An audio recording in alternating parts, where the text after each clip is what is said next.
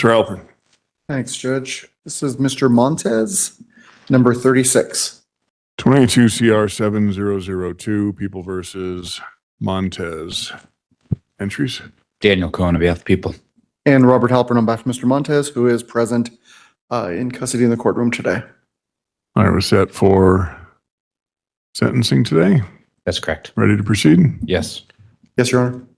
Prosecution? Thank you, Your Honor. I will just initially note, well, as the court is aware, this is a case that it's a fairly small range of sentencing between 20 and 25 years. I am going to be asking for the 25 years. I believe. Did I typo? I thought it was 24. Sorry, 2024. Pardon me. That was the older. The previous one was 2024.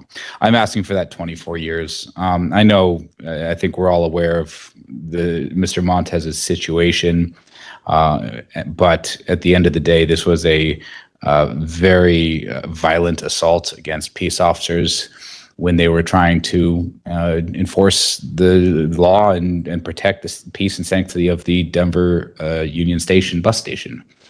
As someone who has regularly used that bus station, I know how harrowing it can be at times. And I know the amount of work that RTD has put into that to try and make the public transportation system safer in this city. It's necessary for so many people, and for some of us, we want this RTD to be safe and enjoyable for everyone. And Mr. Montez, through his actions, severely disrupted that. And I believe that based on the nature of his offense, he has earned those 24 years. I will say that in preparing for this trial, in speaking to some of the officer witnesses, one witness, what stood out in my mind is when I asked him, what did you think when you saw what happened? He told me, my first thought was I just lost a colleague, because the stabbing was just that violent and aggressive. And thankfully, the officer who was stabbed repeatedly in this case, his vest did exactly what we hoped it would do. It prevented him from receiving any further serious injuries. It prevented him from being killed. But there were lasting effects in this case. The officer whose hand got cut suffered a fairly severe infection as a result of that, and is, I believe, still on desk duty as a result of that. His hand has never really gotten back to full functioning.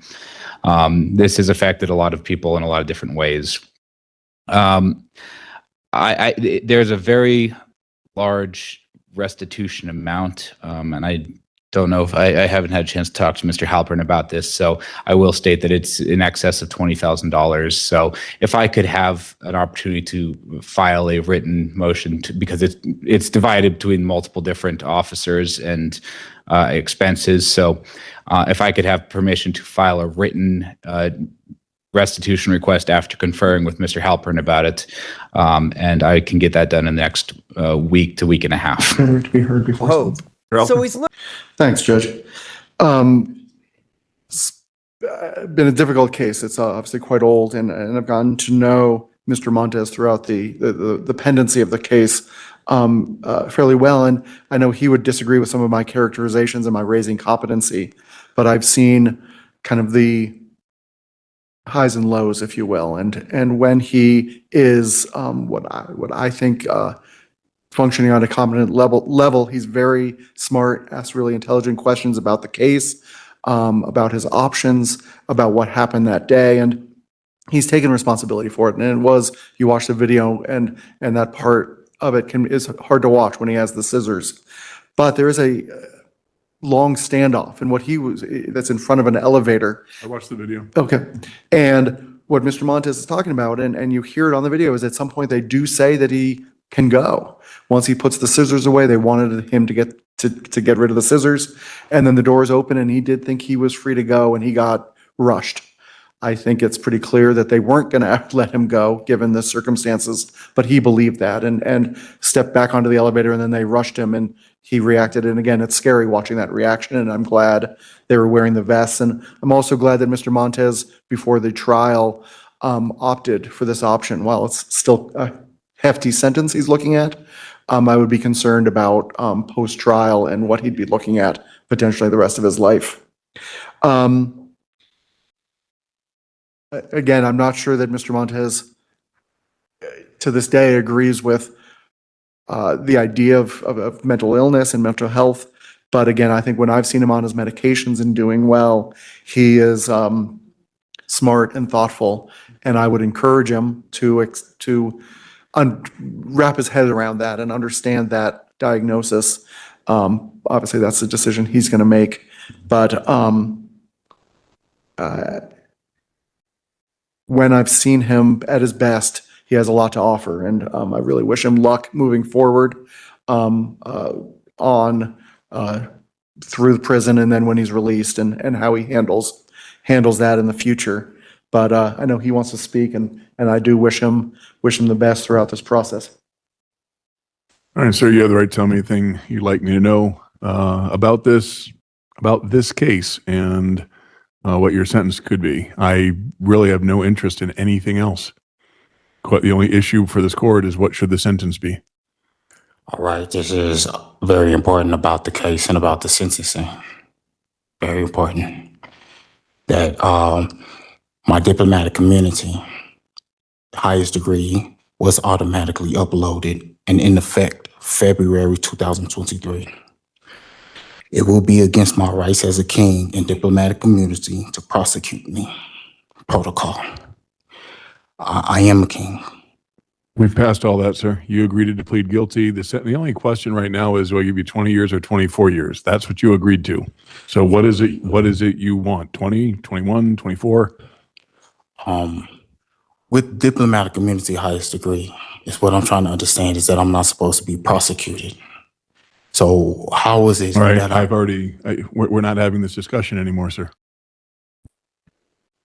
You need to talk to me about the sentence. At least Your record has been made. You have no diplomatic immunity. I'm sentencing you to 24 years in the Department of Corrections. There's a 3-year period of mandatory parole, and I will give you, what's his pre-sentence confinement credit? 1,043 days. 1,043 days of Can we do pre-sentence 20? confinement credit, and we will determine restitution within 63 days. I'll Good call luck, sir. case number 2025 M534, People of the State of Colorado versus William Sullivan. Good morning, Mr. Sullivan. Okay. I'd like the record show, Your Honor, that my name is William Sullivan. I'm the living man. I'm not the entity known as William Joseph Sullivan. So, and I'd like to know the nature and cause of the charges that I'm here for today. You're under threat, duress, and coercion. Okay. So, yes, sir. Okay. Well, Mr. Sullivan, you're charged with a violation of Colorado Revised Statute, Section 42-4-1409, subsection 1. This is no insurance by an owner. In order to be found guilty of this offense, the state would need to prove beyond a reasonable doubt that you owned a motor vehicle or low-power scooter that was required to be registered in the state of Colorado, and you operated the vehicle or permitted it to be operated on a public highway in Colorado without a complying policy or certificate of self-insurance in full force and effect as required by law. This is a Class 1 misdemeanor traffic offense. It carries a mandatory fine of $500. Half of that fine could be suspended upon a showing that insurance has been obtained. If it's your second or subsequent conviction within a period of 5 years, it could result in a fine of not less than $1,000. You're also charged with a violation of Colorado Revised Statute, Section 42-4-1402, subsection 1 and subsection 2A. This is careless driving. In order to be found guilty of this offense, the state would need to prove beyond a reasonable doubt that you drove a motor vehicle, bicycle, electrical assisted bicycle, electric scooter, or low power scooter in a careless and imprudent manner without due regard for the width, grade, curves, corners, traffic, and use of streets and highways and all other attendant circumstances. This is a Class 2 misdemeanor traffic offense. If found guilty, it carries a penalty of a fine between 10 and 90 days in jail, or a jail sentence of between 10 and 90 days in jail, a fine of between $150 to $300, and 4 points could be assessed against your driving privileges. You're also charged with a violation of Colorado Revised Statute, Section 42-4-1605. This is leaving the scene of an accident involving a highway fixture. In order to be found guilty of this offense, the state would need to prove beyond a reasonable doubt that you were driving a vehicle that was involved in an accident that resulted in only damage to a highway fixture or traffic control device, and you failed to notify the road authority in charge of such property of the accident and your name, address, and registration number of your vehicle. This is a Class 2 misdemeanor traffic offense. If found guilty, you could be sentenced to 10 to 90 days in jail. You could be fined an amount of $150 to $300. You're also charged with a violation of Colorado Revised Statute Section 42-4-1606, subsection 1. This is failing to report an accident and call police. In order to be found guilty of this offense, the state would need to prove beyond a reasonable doubt that you drove a vehicle, that it was involved in a traffic accident that resulted in injury to, serious bodily injury to, or death of any person, or resulted in any property damage, and you failed to give immediate notice of the location of the accident to the nearest office of the duly authorized police authority, or you failed to immediately return to and remain at the scene of the accident until police arrived and completed their investigation. This is a Class 2 misdemeanor traffic offense. It carries a penalty of 10 to 90 days in jail, a fine of $150 to $300. 12 points could be assessed against your driving privileges, and your license could be suspended. You're also charged with a violation of Colorado Revised Statute Section 18-9-107, subsection 1A. This is obstructing a highway or other passageway. In order to be found guilty of this offense, the state would need to prove beyond a reasonable doubt that without legal privilege, you knowingly or recklessly obstructed a highway, street, sidewalk, railway, waterway, building entrance, elevator, aisle, stairway, or hallway to which the public or a substantial group of the public had access, or you obstructed any other place used for the passage of persons, vehicles, or conveyances. And it doesn't matter whether the obstruction arose from you acting alone or from your acts in conglomeration with the acts of others. This is a petty offense. If found guilty, you could be sentenced to up to 10 days in jail and fined an amount of up to $300. You're also charged with a violation of Colorado Revised Statute Section 42-2-206, subsection 1A. This is driving under revocation. In order to be found guilty of this offense, the state would need to prove beyond a reasonable doubt that you operated a motor vehicle in the state of Colorado at a time at which your driving privileges were revoked. This is a Class 2 misdemeanor traffic offense. It carries a fine of between $150 to $300 and 10 to 90 days in jail. So those are the charges against you, Mr. Sullivan. At this point, are you wishing to apply for a public defender? Are you going to represent yourself? No, sir. Again, Your Honor, like I said, I'm the living man. I'm not the corporate entity, the fictional entity, William Joseph Sullivan. I need to know, is this a civil procedure or a criminal procedure against me? This is a criminal proceeding, It's a Mr. criminal Sullivan. procedure against me. Let the record show this is a criminal procedure against me. Could you give this to Your Honor? This is a judicial demand, a rule of Nisi. If you want to bring that up, I'll Present take a look at it. Your Honor, please.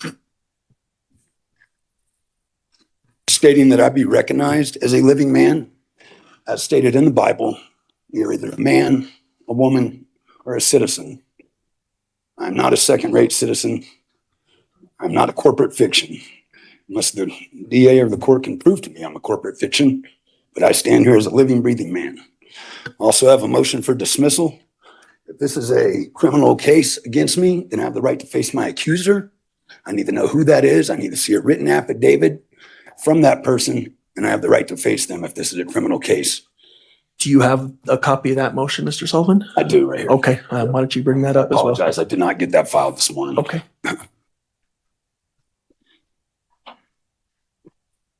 And I take it that this probably hasn't been provided to the district attorney at this point, correct? No, sir, it has not. Okay.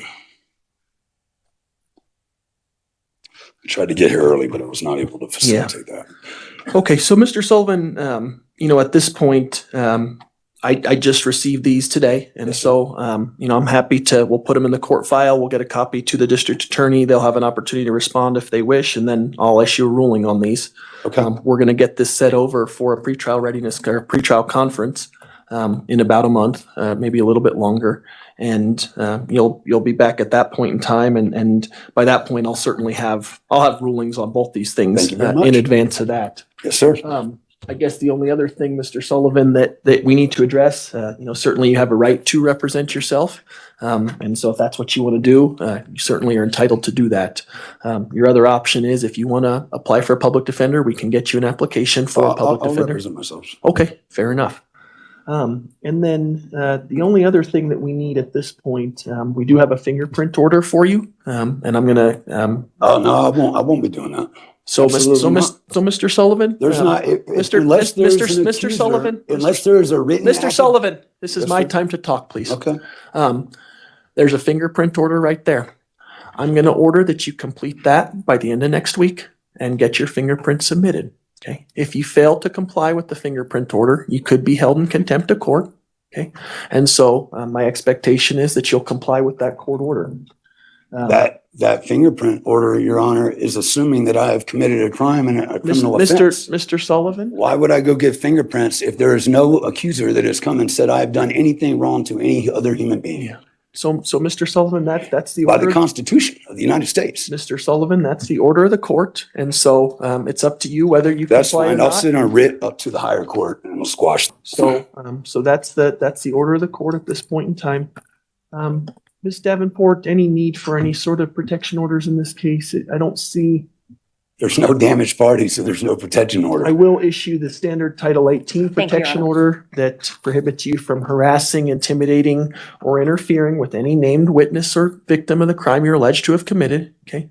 Okay? And we'll just get you a copy of that to sign. And I'm going to order that you sign that before you leave the building today. I don't understand what the protection order is there for if there's been no one So- harassed. There's no person, there's So- no living person that's bringing the claim. So what am I getting a protection order for? So, Mr. Sullivan, I just told you the terms of the protection order. But who is it against? Who? Any witness or victim of the acts you're alleged to have committed. There is no witness or victim. Okay. Well, Look in the paperwork. then There's you no don't- witness or victim. well, if that's the case, then you don't need to worry about it. Okay. Then why would one be Um, issued? I don't And understand. so, and then we're going to get this set over. I mean, Your Honor, I don't think you'd be violating your oath of office by doing your duty by the Constitution. If there is no damaged party, there's no written affidavit with a competent fact witness, there is no charges here, sir. Yep, yep.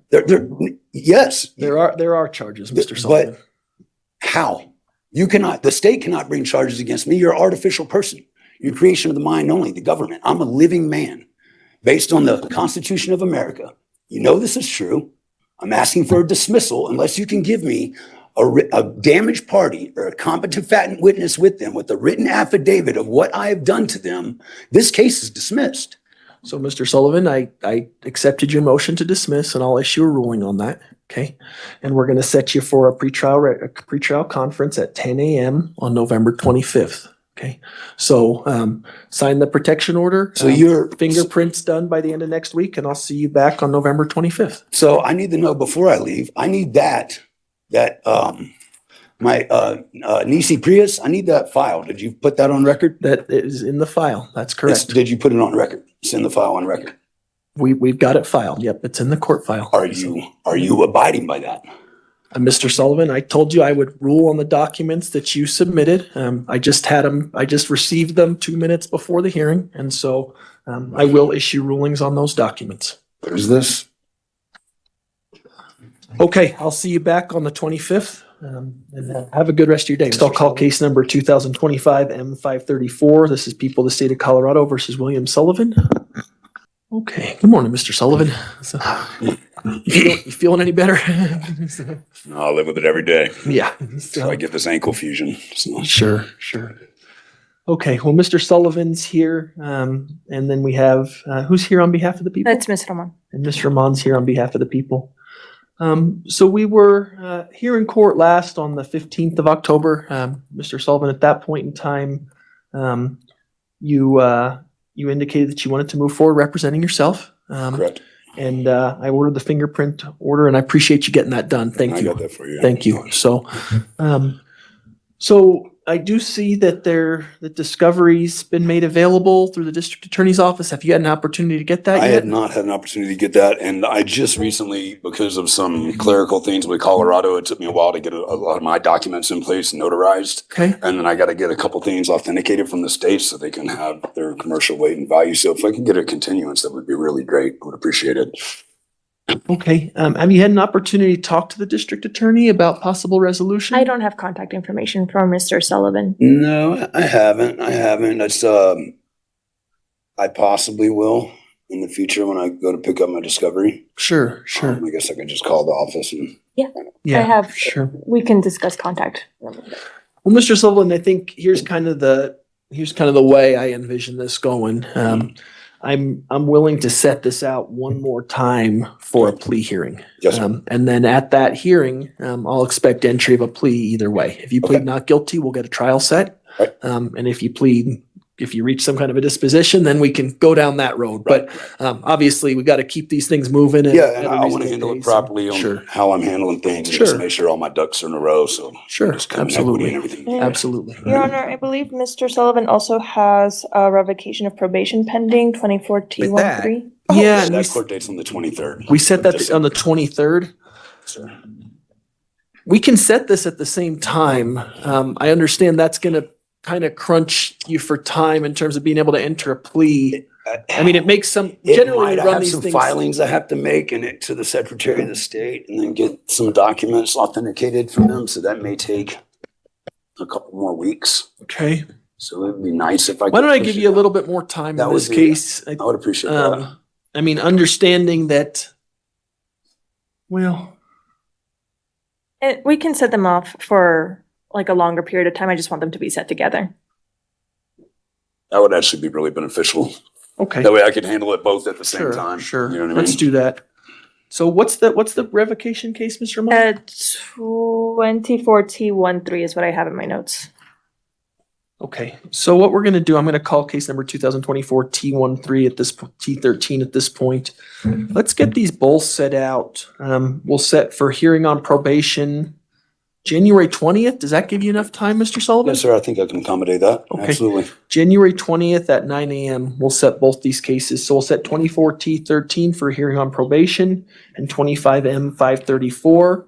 We will set for a pretrial conference or for a plea hearing. I'm sorry. Okay. Set at 9 a.m. 9 a.m. Thank you. Okay, sounds good. Have a good Thank you. day. Yeah, you too. Next, I'll call case numbers 2025 M 534 and 2024 T 113. People of the state of Colorado versus William Sullivan. Mr. Sullivan here. Give me just a second here. Okay, so I've got a minute order that indicates that Mr. Sullivan apparently called and said that he didn't have a ride to court and that he also had a sickness. At this point, I'm going to issue bench warrants in these cases. In case number 24 T113, we were set for a hearing on probation. Bench warrant will issue. Bond will be set at $1,500 cash surety.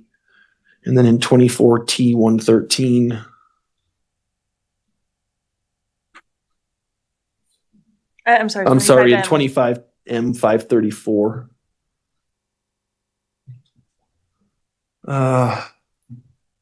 That case bond will be set at $500 personal recognizance. Okay, anything else in these matters? Nothing from the people. Okay, thanks.